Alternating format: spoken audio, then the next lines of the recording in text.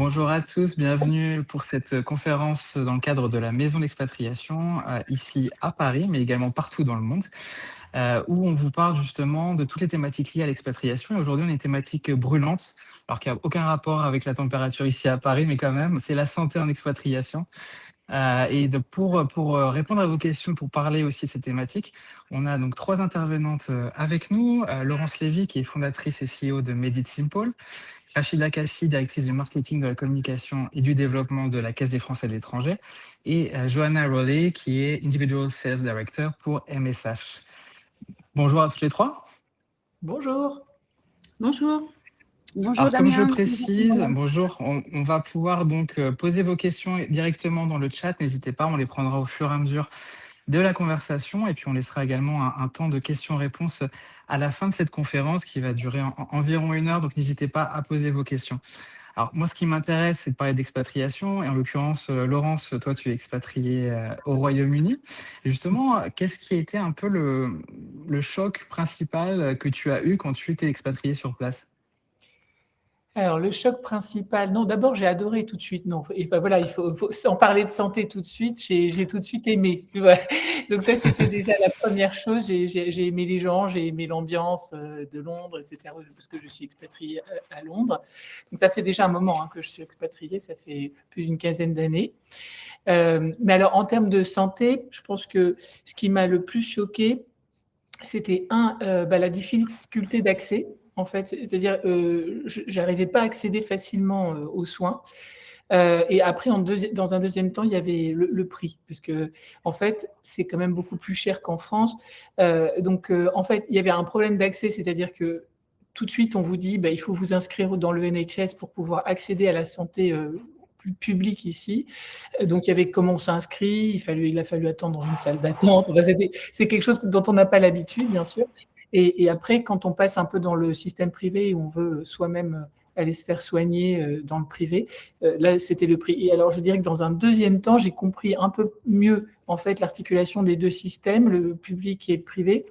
Et en fait, ça ressemblait pour moi à un système un peu à 2 vitesses, parce que dans le public, c'est géré un peu par les coûts, parce que ils ont des problématiques de santé publique, en fait, des problématiques de santé publique à gérer. Donc, effectivement, l'accès est régulé par le généraliste, en fait, l'équivalent de généraliste dans le système public. Et donc, nous, des problématiques qui peuvent nous sembler un peu urgentes, pour eux, c'est pas forcément urgent, donc ils vous prennent pas dans la journée, ils vous prennent pas tout de suite, etc. Et après, il y a le privé qui, lui, est un peu dans un autre, qui finalement a un autre paradigme, qui se dit, bon, oui, vous pouvez accéder, il y a quand même de la place, dans le privé, pas toujours exactement quand on veut, mais il y a quand même de la place. Mais alors, on ne sait pas où aller, on ne sait pas comment y accéder non plus, parce qu'il faut des lettres de recommandation, etc. Donc, voilà, c'est ce qui m'a choqué, c'est le fait que j'arrivais pas à y accéder. C'est un peu le prix quand même. Ouais. Alors justement, Johanna, toi, tu as le retour d'expérience inverse, puisque tu vis l'expatriation, mais en France. Est-ce que ça t'a permis justement de relativiser aussi les choses par rapport au système de santé que tu vis maintenant en France? Complètement, mais complètement. Moi, le choc, c'était déjà le rendez-vous chez le médecin, pas cher en France, 23 euros, c'était waouh. Et en plus de ça, je pouvais être remboursée avec les cartes vitales. Ça, c'était waouh, génial. Et peut-être aussi au niveau des médicaments. Moi, je trouve que le prix du médicament était si faible. Par exemple, le boîte de Doliprane, à l'époque à 1 euro. Je sais, ça a augmenté un petit peu depuis. Mais c'est pas cher. Et en plus, le système français laisse l'assuré obtenir un remboursement à 100%. C'est vrai. Alors, effectivement, Rachida, toi, tu accompagnes aussi beaucoup de Français qui sont en expatriation, donc pour le coup, un peu partout dans le monde. Quelles sont un peu les observations que tu as de vos adhérents sur place? Sans faire de mauvais jeu de mots, je vais refaire un lien avec le titre de notre conférence. Est-ce que la santé doit être un sujet prioritaire dans un projet d'expatriation ou lorsqu'on va s'installer à l'étranger? Au vu de ce qu'on voit, nous, au quotidien et des retours d'expérience que l'on a, la réponse est un grand oui. Alors, moi, je suis très contente d'avoir le témoignage de Laurence et de Johanna, qui sont des témoignages différents. Mais si la CFE existe, la Caisse des Français de l'étranger, c'est pour transposer le même modèle que le système français. Et pourquoi? Parce qu'effectivement, il y a toutes ces disparités. Quand on part à l'étranger, on pense naturellement que la question de la santé n'est pas une question, que la sécurité sociale nous suit, qu'on devine même que les personnes partent à l'étranger, et c'est pas le cas. Et c'est manifestement pas le cas. Alors, si on prend l'exemple du Royaume-Uni, il y a un système à deux vitesses, hein. Il y a le système public qui est complètement gratuit, alors qui est peut-être dans ce contexte plus simple pour les personnes qui s'expatrient, enfin, on peut s'imaginer, voilà, la santé c'est gratuit, donc j'ai pas à m'en préoccuper. Et dans les faits, complètement, parce qu'on ne fait pas ce qu'on veut, on ne va pas voir le médecin généraliste que l'on veut, que c'est un système qui peut être engorgé, et si on veut un rendez-vous rapide, il faut aller dans le privé. Il peut y avoir la barrière de la langue. Nous, c'est des éléments sur lesquels on appuie, parce que on voit qu'au quotidien, c'est quand même important de se poser la question, déjà de vérifier si le système de santé en place est équivalent ou à peu près équivalent au système français, de ce qu'on connaît en France. Alors merci. Et justement, est-ce que il y a des retours aussi, peut-être Laurence, justement via Medicine-Paul, on va en parler après justement de l'intérêt de cette application, mais de cette plateforme, mais quelles sont les erreurs aussi que tu as pu remarquer par rapport à des Français qui vivent au Royaume-Uni ou ailleurs d'ailleurs? Mais en fait, les erreurs, je pense qu'elles viennent surtout du manque d'information, parce que, comme disait Rachida, en fait, on ne sait pas ce qui existe. Alors qu'en fait, finalement, le système anglais, il est assez performant si on le comprend un peu mieux. Effectivement, si on a les bonnes assurances aussi, parce qu'il y a quand même des problèmes d'accès dans le public, parce qu'effectivement, ça peut être engorgé. Mais c'est surtout aussi une philosophie différente. En fait, il donne des priorités. Donc, en fait, nous, on n'est pas habitués, en fait, à ne pas pouvoir accéder quand on veut aux médecins. Donc, les erreurs, en fait, vont être de ne pas préparer son expatriation d'un point de vue santé, finalement, parce qu'il y a plusieurs types d'expatriés. Il va y avoir des expatriés qui ont déjà des problèmes avant de partir. Donc, par exemple, on a eu sur la plateforme des gens qui avaient, par exemple, du diabète, de l'hypertension, des choses chroniques, qui savent qu'ils ont déjà en partant. Je conseillerais, voilà, d'aller voir qui peut prendre en charge le diabète autour de chez soi, pris en charge par l'assurance internationale ou locale, etc. Plutôt que de partir un peu comme si, effectivement, on est arrivé dans un système équivalent à celui de la France, où on peut aller chez un endocrino très facilement, en fait. Donc voilà, il y a différents types d'erreurs. Je pense que la principale erreur, c'est peut-être de ne pas s'être assez informé avant, je pense. Quel est justement le conseil que tu donnerais également, Johanna, peut-être, alors on sait que les systèmes de soins, ils varient en fonction des pays, mais un peu le conseil avant de partir? Alors, avant de partir, je donnerai 3 conseils. Le premier conseil, c'est déjà de prendre une assurance avant de partir, de renseigner. Il y en a pas mal de types de produits sur le marché. Tout dépend des besoins du client. Comme Laurence a mentionné, parfois il y a des personnes qui malheureusement ils ont une condition préexistante. Donc il faut être bien couvert et je conseille donc dans ce cas-là de prendre la CFE et une complémentaire pour rembourser les frais supplémentaires, d'avoir une assurance qui est en mesure de proposer une prise en charge en cas d'hospitalisation, parce qu'une hospitalisation, mine de rien, quel que soit le pays, peut coûter très très cher. Donc plutôt d'acheter une assurance où voilà, ils n'ont pas en mesure de faire les prises en charge, mais uniquement faire des remboursements, ça peut avoir des contraintes. Donc votre assurance doit pouvoir faire une prise en charge directement à l'hôpital. Et puis, une gestion dédiée, un service 24/24, 7/7, n'importe où dans le monde, parce qu'on a des expatriés qui sont installés au Royaume-Uni, par exemple, mais qui bougent beaucoup. Donc, l'assurance qui est en mesure de répondre à tout moment pour n'importe quel type de demande. Ça, c'est très important aussi. Donc, ça, c'est les 3 conseils, d'avoir un bon réseau au niveau des hôpitaux, s'il y a une condition préexistante, de prendre le CFE et d'avoir une gestion dédiée 24/24, 7/7.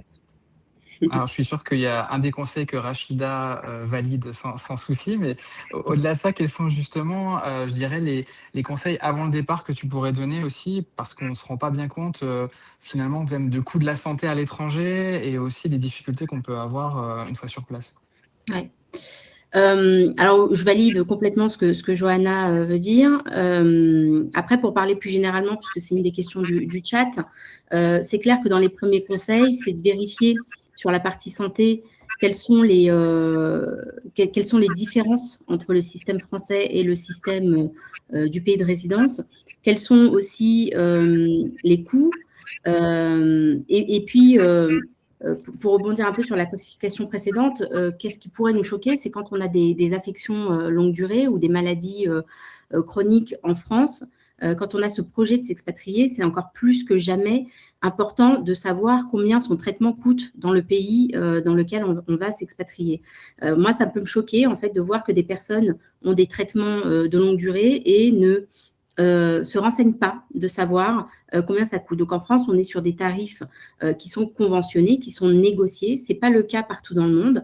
Je vais prendre deux extrêmes. Si on va regarder dans des pays comme les US ou Singapour, on a recours au privé et donc c'est souvent, et donc il n'y a pas nécessairement de système en place pour les expatriés. Il y a des assurances qui peuvent être obligatoires. Donc ça aussi, c'est de regarder que couvrent ces assurances qui sont obligatoires. Parfois, c'est nécessaire d'avoir des assurances pour obtenir le visa, de présenter une assurance pour obtenir le visa. Ça doit souvent être des assurances locales. Donc, la CFE n'intervient pas toujours. Et là, c'est plutôt la complémentaire santé qui peut avoir des licences pour vendre sur place. Donc, quand je dis qu'on transpose le modèle français à l'étranger, c'est la CFE fait office de sécurité sociale. Et bien sûr, sur les actes, sur certains actes comme l'optique ou le dentaire ou sur certains pays à l'étranger, il vaut mieux avoir une complémentaire pour ne pas avoir de mauvaises surprises. Donc au-delà, même si on n'a pas une maladie chronique, dans l'autre conseil, c'est de se dire, effectivement, on peut être jeune, on peut être en pleine santé, on ne sait pas ce qui peut nous arriver dans le pays d'expatriation. Et donc, autant que faire se peut, il vaut mieux être parti bien couvert. Alors, c'est forcément effectivement des questions qui dépendent aussi du contexte dans lequel on part en expatriation et puis de l'état de santé des personnes qui partent. Mais est-ce que, selon toi aussi, Laurence, qui vit au Royaume-Uni, mais on sait que les coûts de la santé peuvent être élevés, mais aux États-Unis, dans d'autres pays, c'est également le cas. C'est important d'avoir une assurance santé internationale? Mais je pense que c'est très important. En fait, c'est vrai que ça peut paraître cher, mais il faut comprendre que, enfin moi je me place du point de vue patient puisque c'est comme ça que j'ai fondé cette plateforme en étant à la place d'un patient. Ça peut paraître cher, mais il faut aussi relativiser ça par rapport aux charges sociales qu'on paye pas en France, enfin qu'on paye pas en Angleterre et qu'on paye de toute façon en France. Donc il faut quand même se dire, si je dois mettre un peu de sous dans cette santé, parce que sinon je vais avoir quand même des grosses surprises. Donc oui, je pense que c'est très important. Ça permet quand même d'accéder beaucoup plus rapidement à tous les espaces privés de santé, tous les établissements privés de santé. Ça permet aussi de se poser beaucoup moins de questions et finalement, si on compte sur le NHS, ça va ralentir probablement un peu la partie prise en charge. Et c'est vrai que quand on est expatrié, en plus, on n'a pas de tissu familial ou de connexion pour se dire, bah voilà, le bon médecin est là, voilà. Donc, je pense que d'avoir effectivement une aide qui peut se retrouver à travers une assurance internationale, que ce soit la CFE ou une mutuelle comme MSH, c'est pas mal d'avoir quelqu'un qu'on peut appeler, ou alors une plateforme comme Elisibum, justement, qui va essayer de diriger vers la bonne personne, le bon centre de diagnostic, compte tenu des problèmes qu'on peut avoir. Alors justement, Laurence, parlons de Made It Simple, qui est donc la plateforme que tu as créée. Comment justement ça fonctionne et puis quel est l'intérêt en fait pour les expatriés qui sont à l'étranger et qui souhaitent avoir accès à des soins tout simplement au Royaume-Uni, mais d'ailleurs ailleurs? Mais en fait, le problème de l'expatrié, je pense que c'est aussi un problème d'ailleurs qu'un patient normal peut avoir, c'est de se dire, voilà, j'ai des symptômes, bon, il y a plein de possibilités derrière ces symptômes. Donc, je sais pas, j'arrive, j'ai mal au ventre, je suis à l'étranger, j'ai mal au ventre. Effectivement, j'ai besoin de décrire un peu mieux. Donc, en fait, la personne va aller sur la plateforme, c'est comme une sorte d'app à l'intérieur de la plateforme, il va pouvoir dire j'ai mal au ventre, on va l'aider à préciser un peu son problème, lui demander s'il y a des antécédents, etc., tout ça en confidentialité bien entendu. Et après, on va lui dire voilà les types de soins auxquels tu pourrais avoir accès compte tenu de ce que tu nous as décrit. Voilà, là peut-être mal au ventre, ça peut être si c'est une femme de la gynéco, mais si ça peut être de la gastro, ça peut être plein de choses. Donc en fait, on lui explique pourquoi, on lui explique aussi si c'est une urgence ou pas, dans quel cas ça peut devenir une urgence ou pas. Et après, compte tenu de ce qu'il a et ce qu'il ressent, il peut choisir une option. Et en fait, quand il choisit l'option, on va plus loin, on lui dit dans le pays où tu es, comment tu peux accéder à cette option? Parce que c'est souvent la question de se dire, OK, bon, j'ai compris, là, j'ai besoin d'un gastro, mais comment je fais pour aller chez le gastro? Et donc, comment je fais pour aller chez le gastro? Par exemple, en Angleterre, il faut être référé par un docteur, par un médecin généraliste ou par son médecin NHS. Enfin, là, il y a beaucoup de cas, je ne peux pas reprendre tous les cas. Mais effectivement, il y a aussi toute une histoire de process dans le pays. Et après, quand le process est compris, on va permettre d'avoir, par exemple, la lettre d'adressage très facilement, par vidéoconsultation, des choses comme ça. Et enfin, on va pouvoir vous trouver le spécialiste qui correspond le mieux au problème que vous avez décrit. Donc, si vous avez, par exemple, une maladie particulière, je sais pas, je dis par exemple, je souffre de migraine, et que ça fait longtemps, etc., et qu'on vous dit peut-être qu'il faut aller voir un neurologue, à ce moment-là, on va essayer de vous trouver le neurologue spécialisé dans la migraine, assuré, pris en charge par votre assurance, qui est pas loin de chez vous. Voilà, donc c'est un peu tout ce parcours qu'on essaie de prendre en charge avec MediSimple pour essayer de se diriger au mieux. Alors, on sait qu'on parle beaucoup de santé connectée, hein, c'est quelque chose qu'on vit Ouais. même depuis la France. En quoi, Rachida, c'est aussi quelque chose qui permet ça apporte une autre dimension finalement aussi à la santé en expatriation? Complètement. Là, typiquement, Laurence le disait, au Royaume-Uni, on peut peut-être avoir des problématiques de contacter un médecin,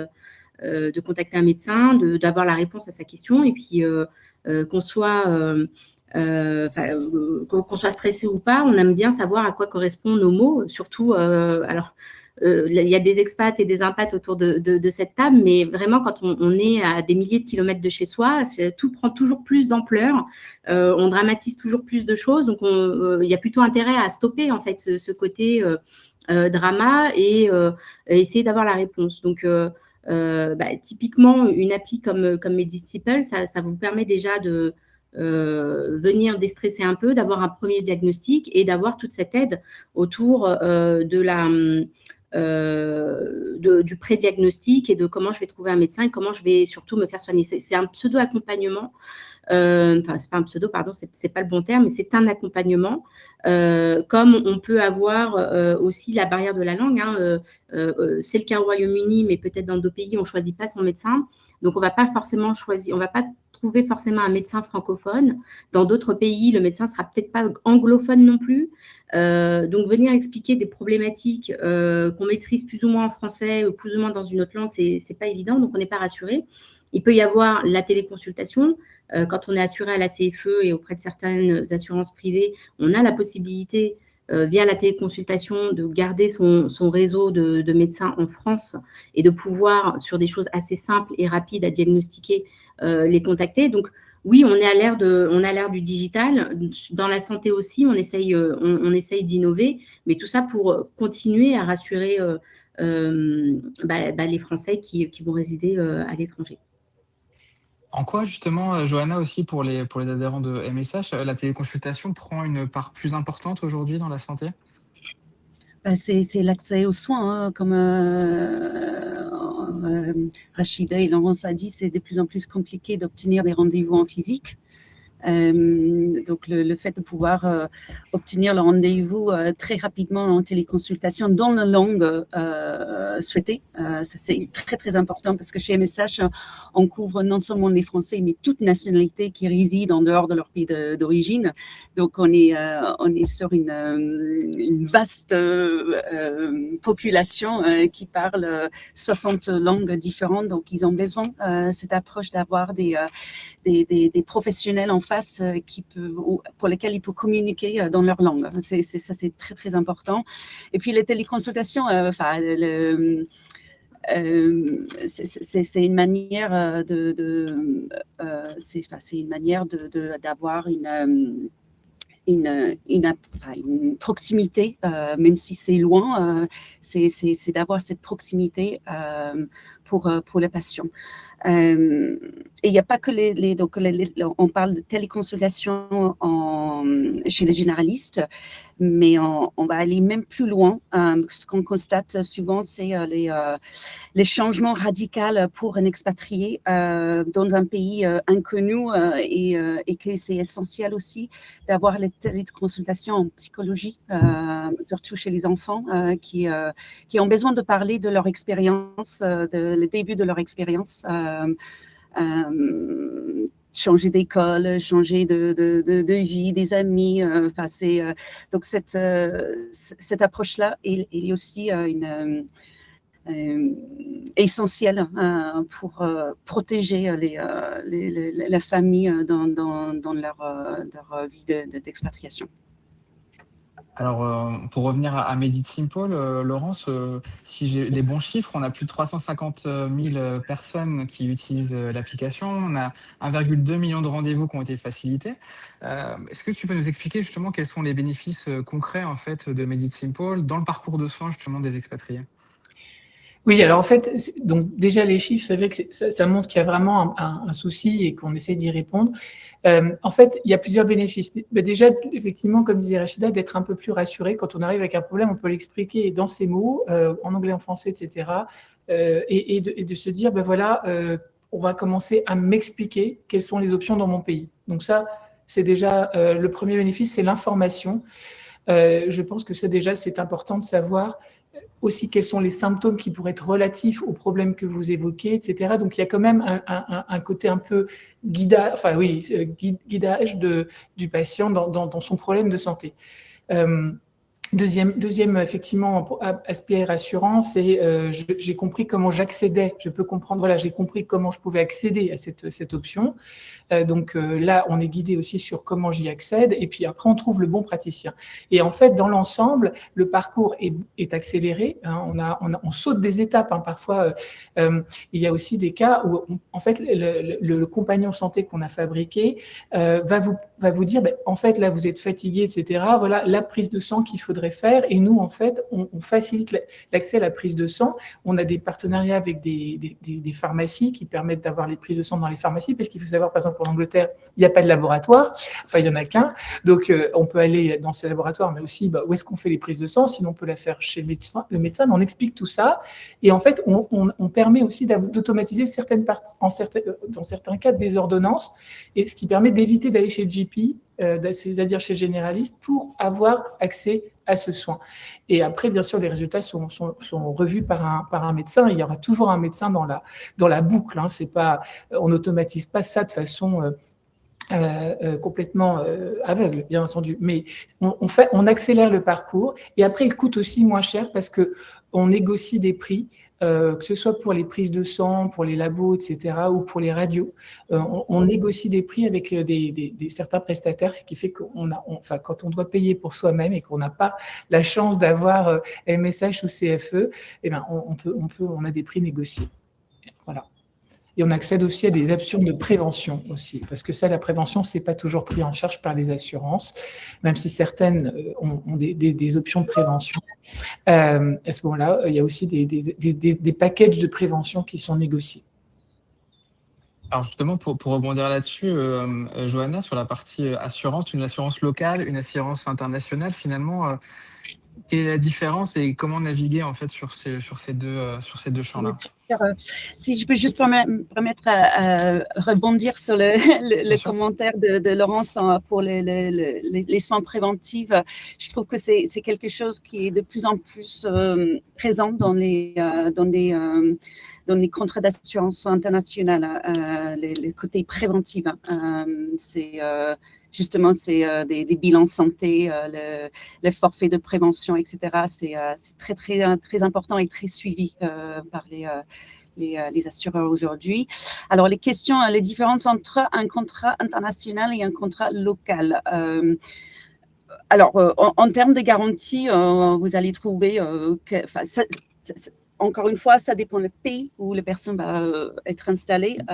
Si on prend l'exemple de Royaume-Uni, on a des acteurs qui proposent des assurances locales et l'international à la fois. Et quand vous comparez les garanties, c'est quasi identique en termes de remboursement. La différence, c'est que l'assurance locale vous couvre uniquement dans le pays de votre de résidence.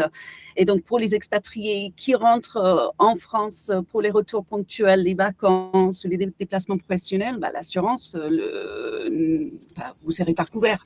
À moins que uniquement pour les accidents, par exemple. Mais si vous souhaitez rentrer chez vous, aller voir votre médecin, gynécologue, ophtalmo, ça ne sera pas remboursé par une assurance locale. Donc, ça dépend de la situation de la personne. J'insiste sur le fait qu'une assurance locale peut être très bien pour un expatrié parce que, ils n'ont pas besoin d'avoir cette couverture en dehors de son pays de résidence. Moi, personnellement, en tant que, c'est différent parce que je suis un impatrié en France, mais les jours où je décide, ou si je m'installe ailleurs, je partirai pas avec son assurance internationale. C'est un confort et c'est quelque chose qui est très, très important d'avoir ce confort. Donc, je m'arrête là, mais voilà, c'est ça la différence principale, Damien. Et Rachida, justement, pour rebondir sur ce que disait Johanna, le lien avec la France aussi, quand on part à l'étranger, mais on revient parfois, et puis un jour, on va peut-être revenir sur place, le lien dans le parcours de santé, il est quand même important.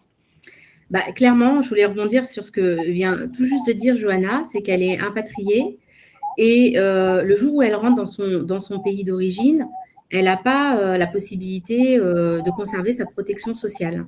Pourquoi ? Parce que la France est l'un des seuls pays au monde, il n'y en a que deux, c'est la France et la Belgique, qui permettent à leurs citoyens qui résident à l'étranger de continuer à bénéficier de leur protection sociale en France, par le biais de la CFE. Et donc, c'est une chance.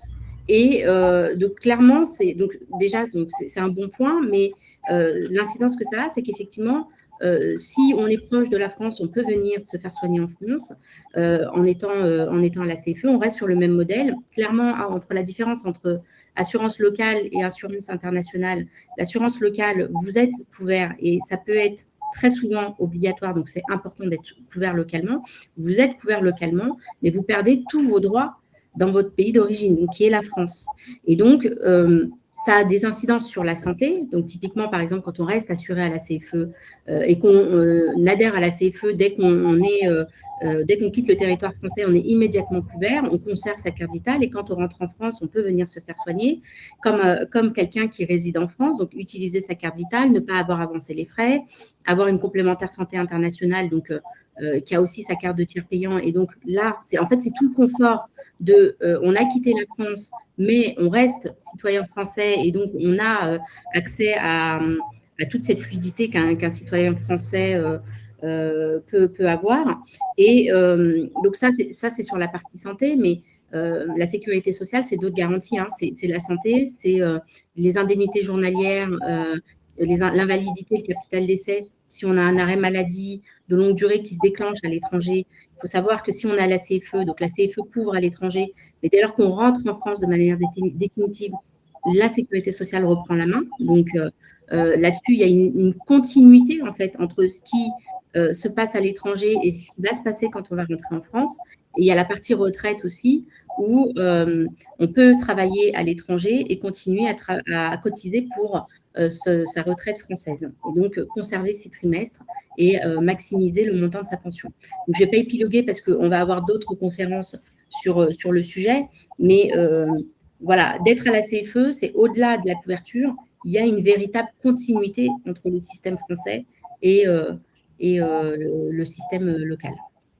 Alors peut-être je vais rebondir sur une question du chat, mais on pense souvent effectivement en tant qu'adulte à notre santé, et puis l'âge venant, on y pense encore davantage, mais les jeunes finalement qui partent en expatriation sont parfois très insouciants, se disent voilà, il va rien m'arriver, je me couvre pas forcément. Les parents justement d'expatriés aussi peuvent être inquiets. Rachida, un petit mot peut-être sur la santé des jeunes? Ah oui, alors tu le mentionnes à juste titre, la santé des jeunes, c'est surtout c'est surtout les parents qui s'en soucient. Alors, c'est de moins en moins vrai ce que je dis, parce qu'on voit quand même de plus en plus de jeunes qui se préoccupent de leur santé. Mais en fait, à leur décharge, en France, tout est fluide. On est dans un système très encadré, très réglementé, et donc on ne se pose pas nécessairement la question. Voilà, on disait, on met sa carte vitale, on reçoit ou pas le remboursement, enfin on avance les frais et on reçoit le remboursement, on n'avance pas les frais, c'est complètement transparent. On ne sait pas combien coûte une nuit d'hôpital, on ne sait pas combien a tout juste coûté nos soins, et donc quand on est jeune, on pense que c'est fluide, c'est ce que je disais en introduction, que moi j'entends souvent dans mes permanences ou dans mes conférences, de toute façon, je suis français, quoi qu'il arrive, je serai rapatrié. Non, c'est faux, c'est une idée reçue. Et c'est pas parce qu'on est français que derrière, on a obligation, l'État a l'obligation d'aller vous chercher et venir vous faire soigner en France. Donc, il y a quand même des choses à savoir, il y a quand même des choses à checker.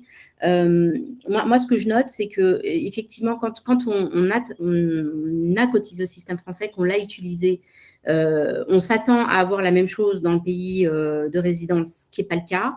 Même en Europe, on a beaucoup de questions sur l'Europe.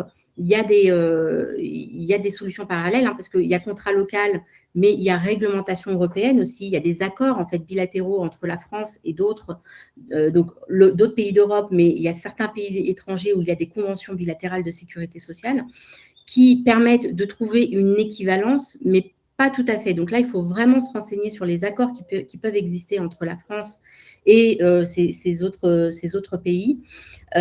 Sur la partie santé, on va plus ou moins s'y retrouver. On ne va pas retrouver forcément une fluidité et une simplicité.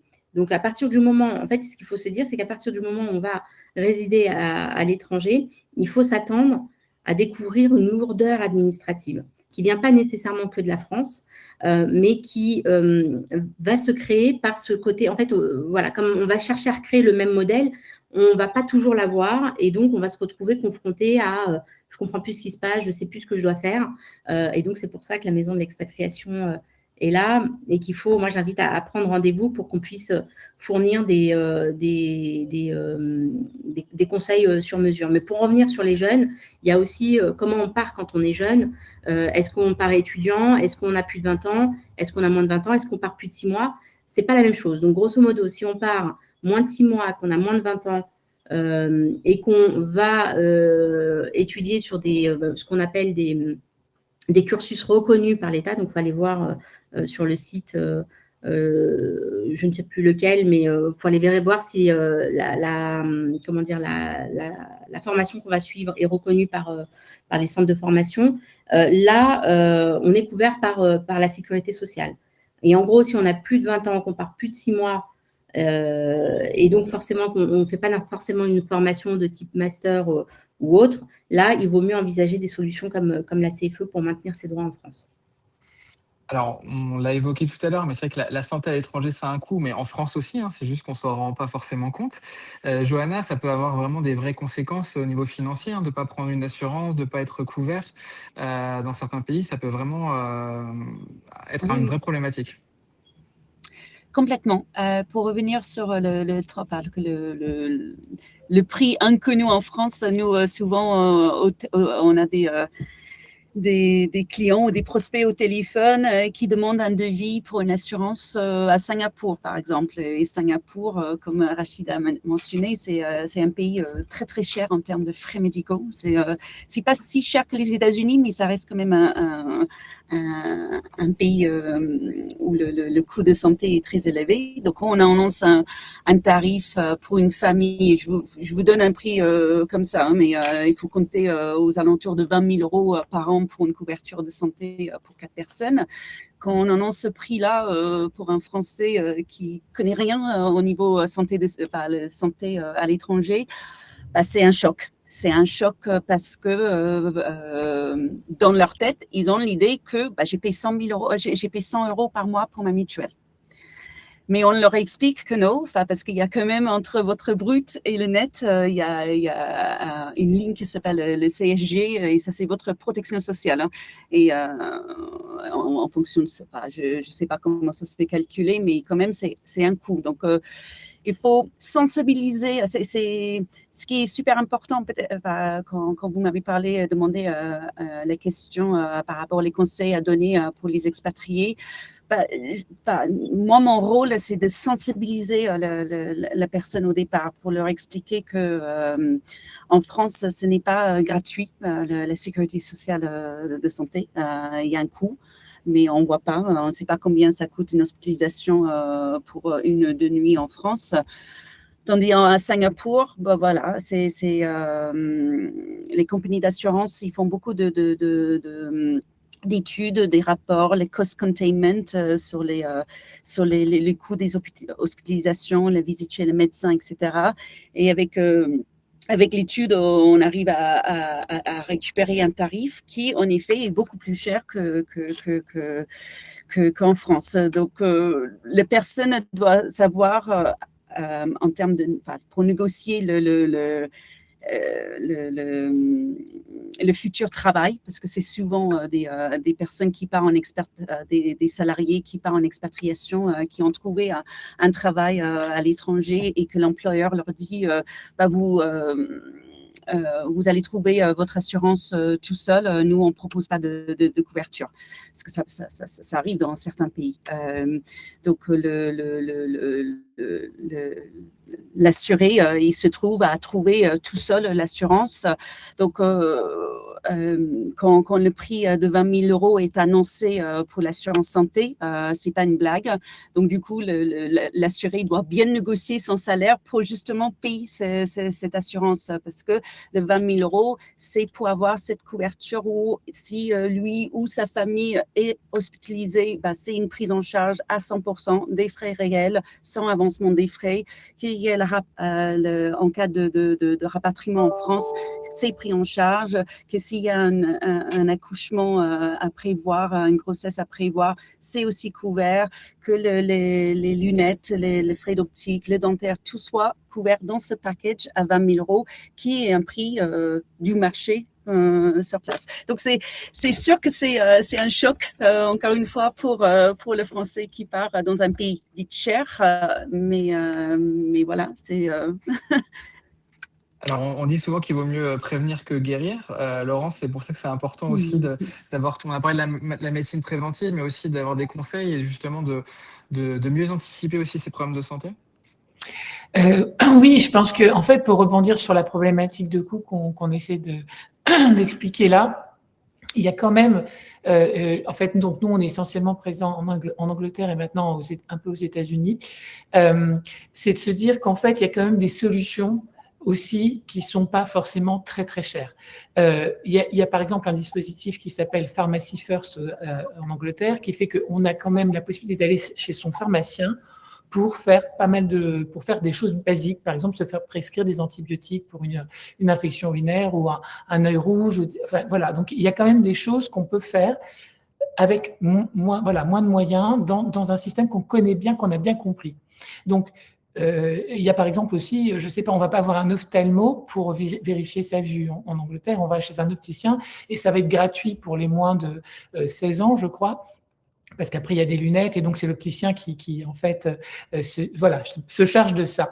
Donc, il y a quand même des systèmes à essayer de comprendre avant de partir, de se dire, voilà, bon, moi, je vais avoir besoin de ça et ça, des lunettes, je ne sais pas. Bon, qu'est-ce qui va être possible dans le système d'arriver?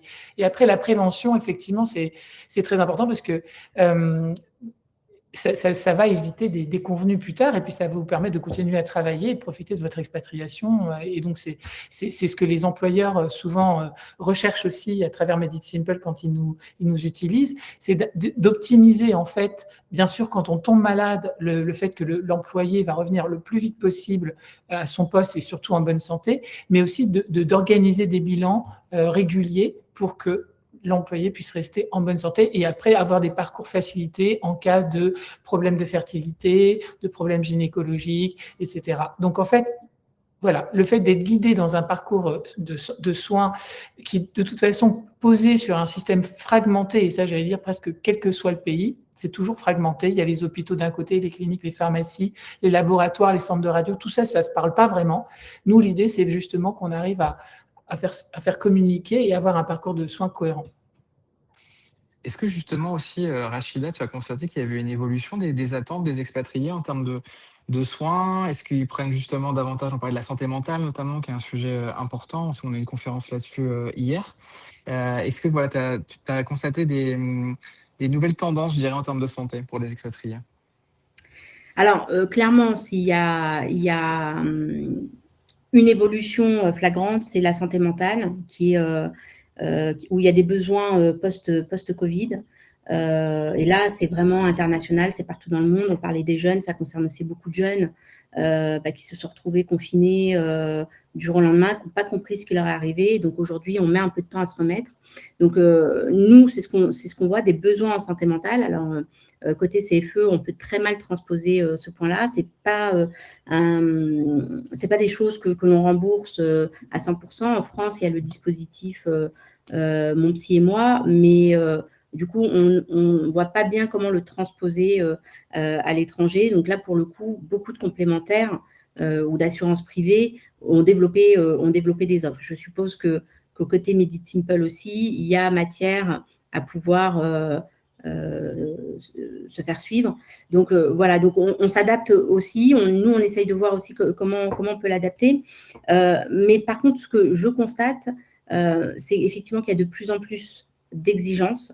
J'ai besoin de me faire soigner tout de suite. Par contre, je ne suis pas prêt nécessairement à payer. Et donc, ça, on a quand même du mal à le comprendre, notamment quand on est français, parce qu'on a du mal à comprendre que le coût de la santé a un coût, que ça peut monter très, très vite et qu'on peut avoir de très mauvaises surprises. Donc ça, moi, c'est un point sur lequel je veux alerter. Je vois dans le chat, alors a priori que Jean-Noël n'est pas d'accord avec mes propos sur l'Europe. Il faudra peut-être un peu plus détailler, mais je l'ai dit, il y a des accords qui concernent, en tout cas en Europe, on est couvert comme dans le pays dans lequel on réside. Et effectivement, il n'y a pas forcément une fluidité. Ça, je l'ai dit, donc je ne sais pas, peut-être préciser, Jean-Noël, ce sur quoi vous n'êtes pas d'accord. Mais voilà, on ne peut pas avoir tout sans payer. Donc, on le disait, effectivement, avec une assurance privée, on peut être couvert, mais les assurances privées ont des questionnaires médicaux. Elles peuvent exclure des pathologies. Donc ça, il faut bien faire attention et bien tout déclarer dans votre questionnaire de santé, parce que sinon, ça aussi, c'est mauvaise surprise.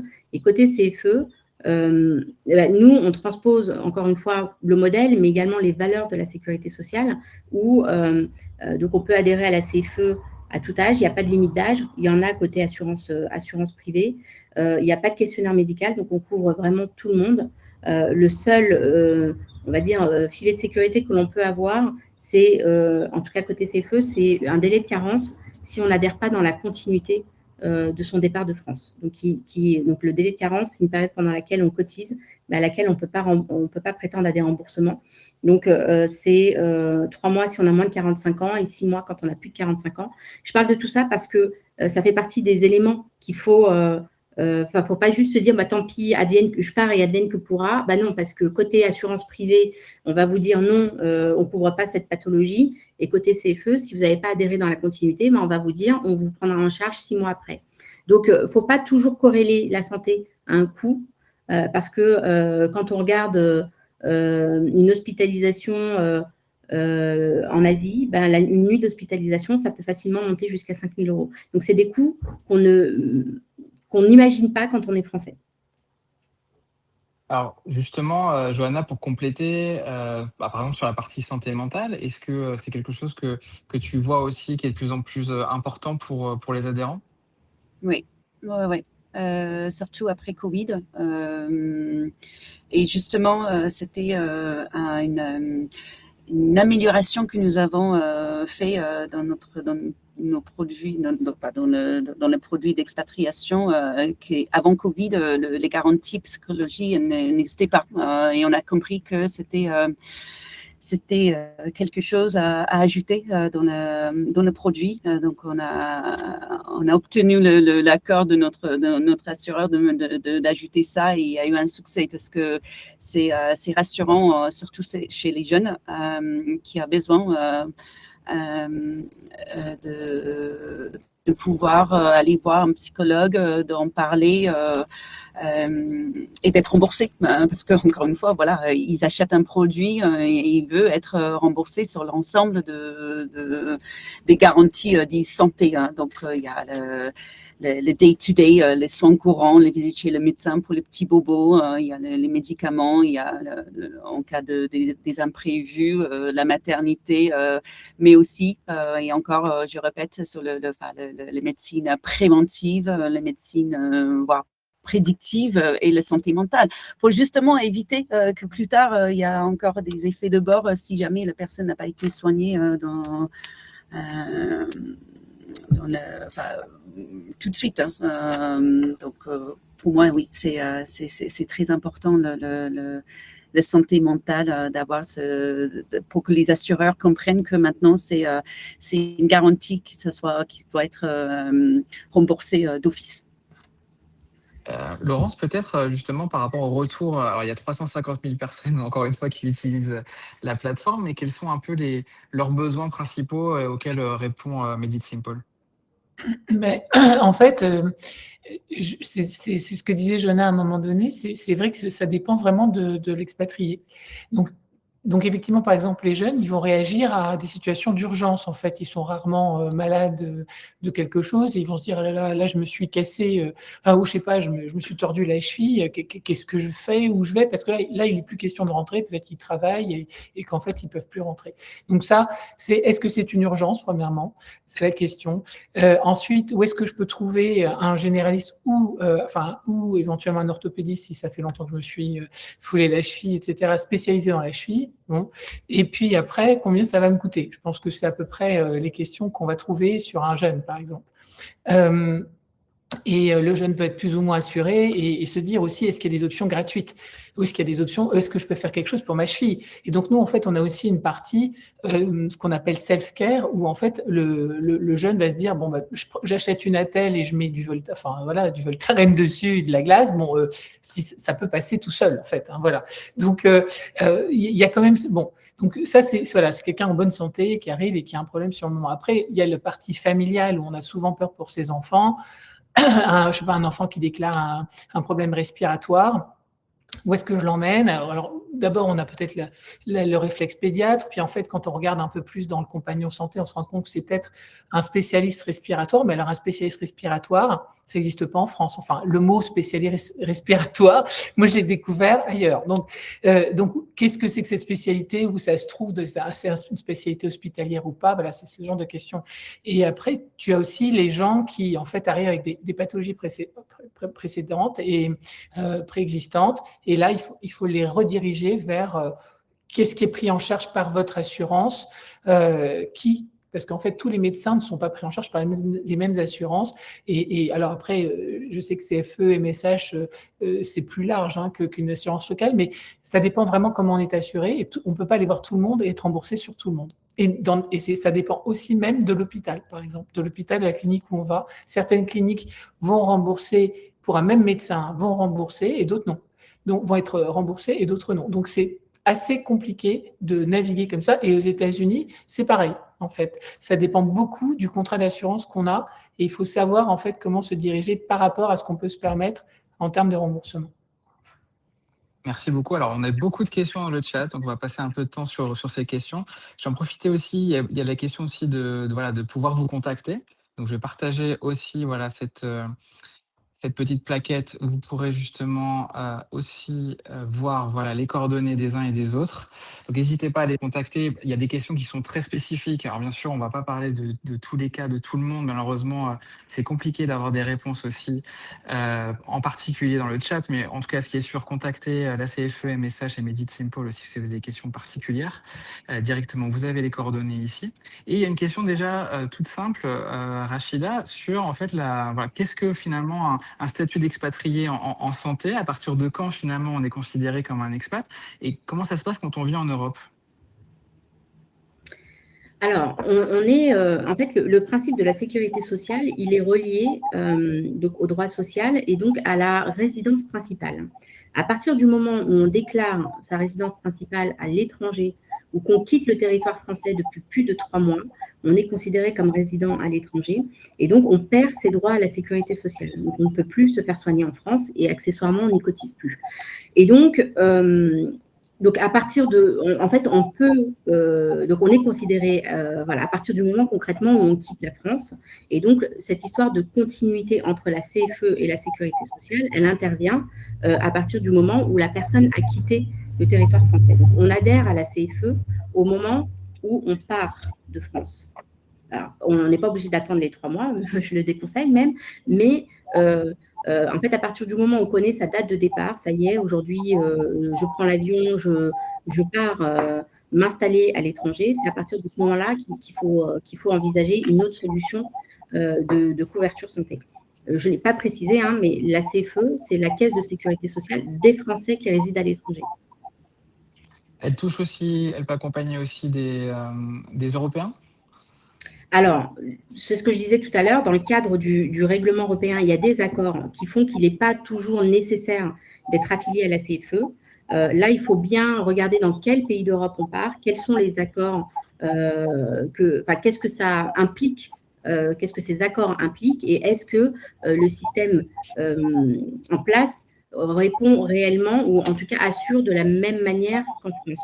Alors en général au niveau santé, encore une fois tout dépend du pays européen, au niveau santé on peut plus ou moins s'y retrouver, mais il n'est pas dit qu'il n'y ait pas de reste à charge et c'est toujours dans ces accords souvent le service public qui est privilégié. Si on veut aller se faire soigner dans le privé en Europe, là, il faut commencer à regarder d'autres assurances si on ne veut pas de reste à charge. Donc, forcément, c'est de cotiser localement, parce que dans ces accords, il est obligatoire de cotiser localement dans le pays de résidence.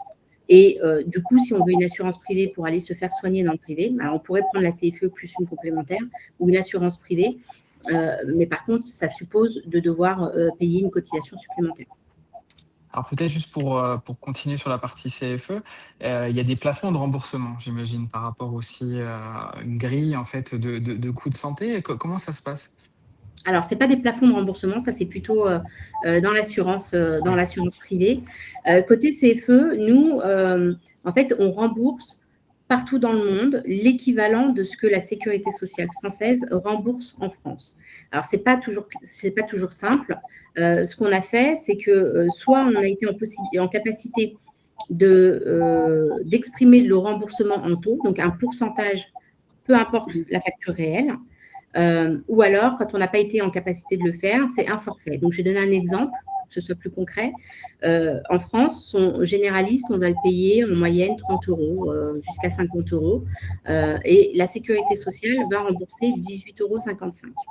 Donc, si on n'a pas de complémentaire santé, donc soit on a une complémentaire santé et la complémentaire santé vient compléter le reste à charge à hauteur de la garantie qu'on a souscrit. Donc, ça peut être 0 reste à charge ou il peut y avoir encore un reste à charge si on n'a pas une garantie complète.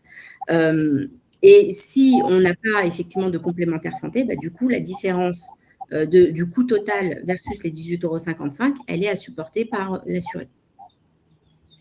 Et très bien. Alors du côté de justement pour toi, Johanna, comment ça se passe aussi? Comment il faut anticiper aussi en fonction de son départ à l'étranger?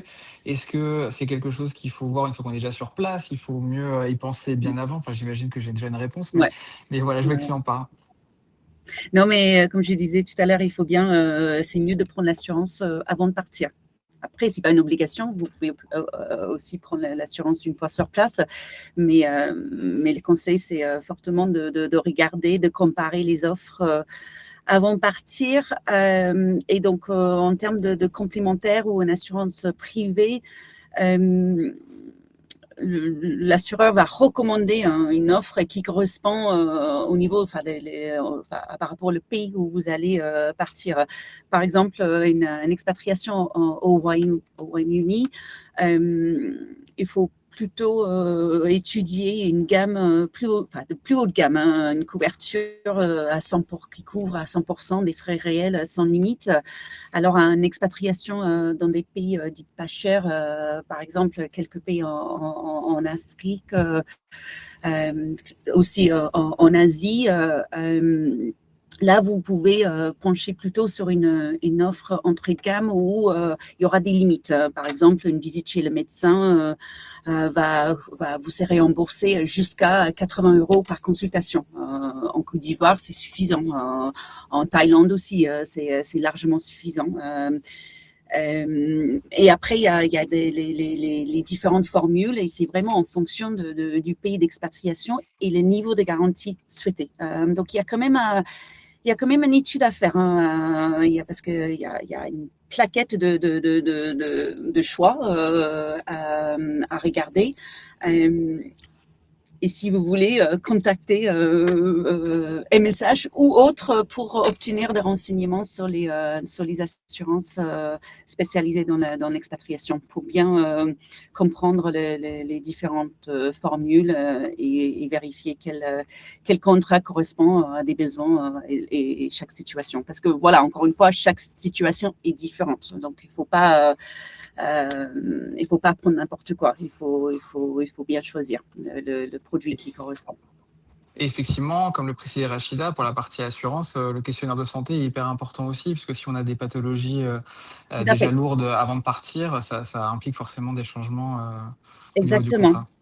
Et donc, les questionnaires de santé, c'est une obligation pour les expatriés qui cherchent un contrat à titre individuel. Alors, pour le collectif, c'est différent. Donc, si vous êtes dans la situation, si votre employeur qui prend en charge la couverture sous un contrat de groupe, là, il n'y a pas de sélection médicale. Tout le monde est couvert.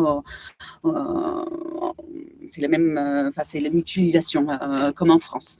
Par contre, en termes d'expatriation pour une personne qui est expatriée en individuel, un questionnaire médical est obligatoire. Il y a plusieurs possibilités de répondre. Si vous répondez non à toutes les questions, vous serez accepté au tarif normal sans condition. Si vous répondez à une ou plusieurs questions, la demande sera soumise à la commission médicale ou à l'assureur pour étude. Parfois, l'équipe médicale réclame beaucoup plus des éléments supplémentaires pour analyser, étudier la demande, voir si le risque est mineur ou est-ce que c'est quand même quelque chose de grave. Et en fonction de ça, le médical va soit accepter la demande au tarif normal pour dire, voilà, il y a une condition préexistante, mais il n'y a pas de souci en termes de risque, c'est très, très mineur. Soit le médical peut accepter la demande avec une surprime pour justement assurer le risque. Donc, bien entendu, le client va être informé de cette condition et si le client n'est pas d'accord avec cette surprime, la demande sera classée sans suite. Hein. On ne va pas forcer le client de payer une cotisation supplémentaire. Le médical peut aussi appliquer une exclusion par rapport aux conditions déclarées. Ça, c'est plus compliqué à suivre. Donc, c'est plus souvent une surprime qu'une exclusion. Et la dernière possibilité, c'est un refus catégorique, que le médical dit non, on ne peut pas accepter le risque, c'est trop important. Donc, tout ça, ça prend du temps. Il faut compter si le médical est réactif, le client est réactif, tout peut être fait en une semaine, voire 15 jours. Donc, si votre départ est prévu dans le proche avenir, je vous conseille fortement de commencer à vous renseigner sur les différentes solutions. Et Laurence, du côté MeditSimple, pour le coup, c'est une plateforme qui est accessible à tous. Est-ce que si je vais en dehors du Royaume-Uni, c'est quand même intéressant de pouvoir y accéder ? Alors, bon, déjà, c'est effectivement un libre service pour n'importe qui. En fait, pour l'instant, on a en fait qualifié la base de médecins, c'est-à-dire qu'on sait qui fait quoi et qui est spécialisé dans quoi au Royaume-Uni, sur tout le territoire. On connaît aussi, voilà, on connaît tous les centres de diagnostic, etc. On commence à faire le même travail sur d'autres pays en ce moment. Et en fait, ça reste quand même intéressant pour obtenir des informations sur qui aller voir. C'est-à-dire que si tu arrives avec des symptômes que tu n'arrives pas forcément à interpréter et tu as des conditions préexistantes dont tu veux parler, etc., nous, en fait, on va rationaliser ce problème et on va proposer, enfin, on va t'expliquer d'abord si c'est une urgence et dans quel cas ça peut devenir une urgence, et sinon, quels sont les praticiens, quels sont les types de soins, une IRM, une prise de sang, un spécialiste, un généraliste, une pharmacie, enfin voilà, on te propose, et aussi du self-care, on va te décortiquer ça et te proposer des pistes pour pouvoir aller au bon endroit dans le système de santé, quel qu'il soit. Et après, il y a une partie effectivement qui est spécifique au pays. Alors, je précise également, on a eu beaucoup de questions sur vraiment des pays spécifiques. On ne peut pas tous les évoquer et je vous conseille de prendre rendez-vous alors, avec nos différentes intervenantes, mais également aussi avec la maison d'expatriation, puisqu'on continue tout le mois de juin jusqu'à début juillet et même au-delà à faire des rendez-vous gratuits de 30 minutes et ils sont accessibles sur la maisondexpatriation.com. Et puis, on a beaucoup de conférences aussi dans les prochains jours jusqu'au début juillet qui seront accessibles en ligne également ou en présentiel pour certains aussi pour ceux qui peuvent se déplacer à Paris. Donc, je ne vais pas revenir sur toutes ces questions. On parle d'expatriation au Canada, en Pologne, etc. Donc, c'est des cas très spécifiques. Mais par ailleurs, toutes les questions sont disponibles aussi nos intervenantes. Donc, n'hésitez pas aussi à contacter les différentes structures. Et puis, elles auront aussi ces questions si elles veulent aussi prendre rendez-vous avec vous. Mais pour finir, j'aimerais quand même qu'on revienne peut-être sur un conseil, deux, trois conseils. On va peut-être faire un conseil, parce qu'on a déjà 1 heure de conférence, sur un conseil essentiel que vous voudriez donner à un ami qui souhaite partir aujourd'hui en expatriation. Rachida, quel serait ce conseil que tu prodiguerais? Alors moi, je conseille toujours effectivement de se préparer. Je crois qu'on a vraiment, enfin tu l'as dit, on a beaucoup insisté là-dessus.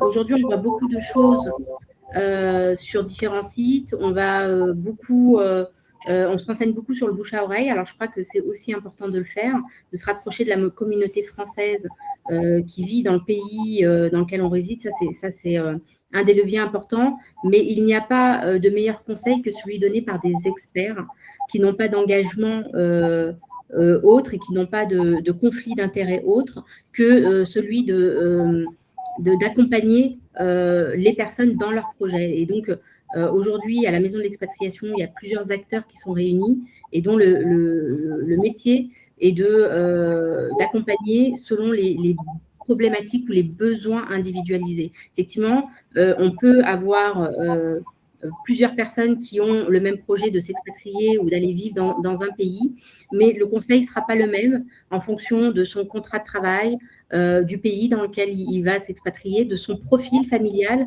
de ses pathologies existantes. Donc voilà, faites très attention à ce que vous pouvez lire sur les différents blogs, forums, etc. Voilà, adressez-vous à des experts dont c'est le métier. Johanna, quel serait ton conseil? Complètement d'accord avec Rachida. Moi, mon conseil, c'est anticiper votre couverture santé et prévoyance avant le départ. Une bonne assurance internationale ne protège pas seulement en cas d'urgence, elle vous accompagne aussi le quotidien. Ça sécurise votre projet et vous permet de vivre pleinement votre expatriation. Et Laurence, quel serait le tien? Et moi, déjà, je conseillerais d'en profiter. Ensuite, je dirais, après, en fait, avoir choisi son logement, l'école, il y a tout de suite la santé. Je pense que ça, c'est la principale chose dont il faut se préoccuper. Étudier son cas personnel, connaître aussi les options qui sont peut-être plus ou moins chères. Moi, je me dirais aussi renseigner d'abord sur les situations d'urgence. Qu'est-ce qui va se passer si j'ai une urgence là-bas? Ce sera la première chose que j'essaierai de regarder. Et après, effectivement, apprendre à naviguer dans un système qu'on ne connaît pas et essayer de récupérer le plus d'infos possible effectivement, dans les pays chers, essayer de se couvrir au maximum pour éviter les surprises. Merci pour ces beaux conseils. Effectivement, il faudra profiter de son expatriation, ça c'est important. Et je crois que c'est le conseil principal. Et pour bien profiter, justement, il faut éviter tous les problèmes de santé qu'on peut avoir sur place et qui peuvent justement gâcher cette belle expérience. Merci à tous les trois. Et puis, je vous retrouve encore sur la Maison d'Expatriation pour d'autres conférences dans la semaine. N'hésitez pas à prendre rendez-vous encore une fois sur notre site. Et à très